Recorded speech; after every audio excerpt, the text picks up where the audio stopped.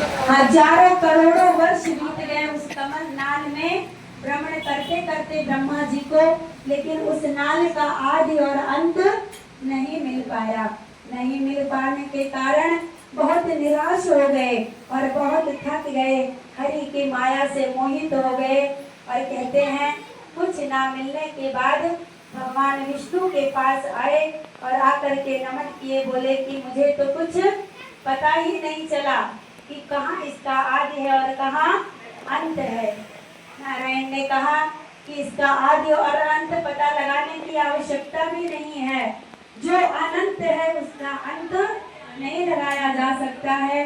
केवल हम दोनों को उस अनंत स्वरूप का अपने मन में भाव बनाना है, उस स्वरूप को नमन करना है। और इस प्रकार से कहते हैं शब्दमयी वाणी से विष्णु और ब्रह्मा जो है भगवान शिव के उस निरंकार स्वरूप का, उस ज्योति स्वरूप का स्तुति करते हैं, ध्यान करते हैं।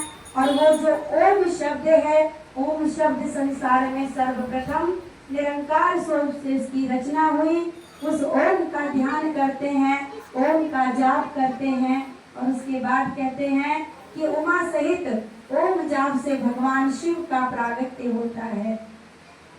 शिव से पहले यदि कोई शक्ति थी तो ज्योतिमयी भगवान का ज्योति प्रकाश स्वरूप, और वो प्रकाश ही शिव बनता है। और शिव की जो शक्ति है वो सती बनती है। और कहते हैं उमा सहित भगवान शिव, सती सहित भगवान शिव का प्रागट्य, और भगवान शिव के अंश से ब्रह्मा विष्णु और महेश तीनों देवताओं का प्रागट्य होता है।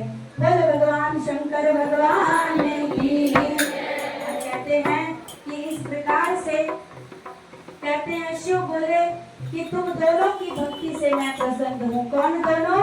ब्रह्मा और विष्णु।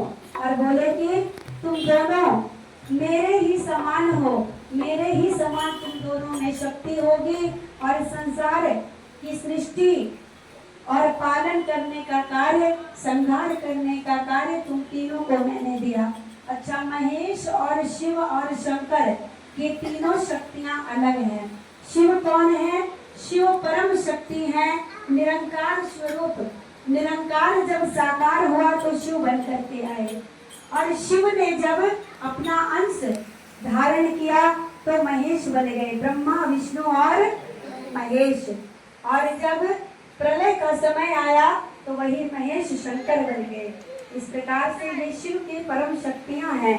और कहते हैं कि शिव की ये तीनों शक्तियां जो हैं, कहते हैं भगवान शिव स्वयं कहते हैं इन तीनों में और मुझ में कोई भेद नहीं है, मेरी ही शक्ति है। कैसे? जैसे सोना जो है, सोने से यदि कुंडल बन जाए तो भी सोना, हार बन गया तो भी सोना, तो सोना तो सोना ही है ना, कोई अंतर तो नहीं है। तो आप भगवान राम की पूजा करें, कृष्ण की पूजा करें, नारायण की पूजा करें, सब एक ही स्वरूप है, सब भगवान शिव की परम शक्ति है। तो उस परम शक्ति का जहाँ भी आपका मन लगता है नित्य निरंतर चिंतन करते रहना चाहिए, क्योंकि भगवान कहते हैं कि मैं भक्त वत्सल हूँ, भक्तों पर कृपा करने वाला हूँ, और जो मेरा स्वरूप का ध्यान करेगा मैं नित्य निरंतर प्रति क्षण उसका ध्यान करूँगा। ये भगवान कहते हैं। और कहते हैं कि तुम मेरी परम शक्ति हो, और ब्रह्मा को कहते हैं तुम लोक पितामह के नाम से जाने जाओगे, क्योंकि तुम सृष्टि की रचना करोगे। इसीलिए संसार के पितामह का अर्थ होता है दादाजी। ठीक है, तो बोले आप पितामह के नाम से जाने जाओगे, और ऐसे करके आप तीनों लोकों में पूजनीय। और श्री हरि को भगवान ने सृष्टि का कार्य सौंप दिया, भोग और मोक्ष का दाता बना दिया। अच्छा, भगवान शिव ही हैं जिन्होंने अपना सर्वस्व लुटा दिया भगवान नारायण पे और भगवान विष्णु पे, अपने पास कुछ नहीं रखा। बोले तुम सब करो, मुझे केवल अपना ध्यान लगाने दो। इस तरह के भगवान शिव, और ऐसा कह करके बोले वो भोग मोक्ष का दान देकर भगवान शिव जो है वो अंतर ध्यान हो गए। और अंतर ध्यान होने के बाद शिव पूजन की विधि और फल कल हम जानेंगे। हर शंकर भगवान या दूसरे शब्दों में कहें तो जिसके पास है वो भी दुखी और जिसके पास नहीं वो भी दुखी। सुखी तो कोई नहीं है। सुखी केवल कौन है? जो भगवान शिव का हो गया और शिव जिसके हो गए, केवल वही सुखी है। जितना समय आप कथा में है, जितना समय आप कीर्तन में है, भगवान के चिंतन में, उतना समय सुख है। बाकी कहीं संसार में सुख नहीं है। कहीं सुख है तो बहुत बड़ा आगे दुख है। सुख और दुख दिन और रात है। आप कितना भी भगवान से मांग लीजिए कि भगवान मुझे सुखी रखना, तो दुखी कौन होगा? आपका पड़ोसी होगा। अरे दुख भी तो आप ही के जीवन में आएगा। जब सुख आप मांगे तो दुख कौन लेगा? दुख भी आपको मिलेगा। तो आप भगवान से कहिए क्या कि हे नाथ मुझ पे कृपा कीजिए। जब कृपा होगी ना तो दुख को सहने की ताकत मिल जाएगी। दुख बड़ी सरलता से निकल जाएगा, आपको पता ही नहीं चलेगा। कहते हैं हे नाथ यदि मैंने अनजाने में या जानबूझकर कभी कोई अपराध किया, कभी किसी जीव को कष्ट दिया, तो उस कष्ट से मुझे अनुग्रहित कर दीजिए। मेरे उस अपराध को क्षमा कर दीजिए। केवल इतनी सी भक्ति होती है।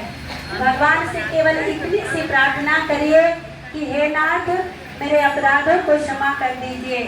और ये प्रार्थना कब करनी है? जब सुबह उठिए तब, और जब शाम को बिस्तर पे जाइए तब। पूरे दिन के पाप आपके मुक्त हो जाएंगे। और कहते हैं भगवान से ऐसी प्रार्थना करके, भगवान की स्तुति करके और भगवान शिव का ध्यान करके ही बिस्तर में जाके विश्राम करना चाहिए। तो भगवान ना करे यदि सोते सोते बुलावा आ गया तो कैसा होगा?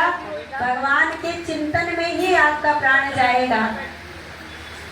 और बार बार ध्यान आता है हमारी माता जी का, चूड़ी वाली माता श्री, जो हमारे साथ परिक्रमा मार्ग पे कार्तिक मास में परिक्रमा करते करते अंत समय जिनका हुआ, और ऐसा लगता है कि आज वो हम सब के बीच में है।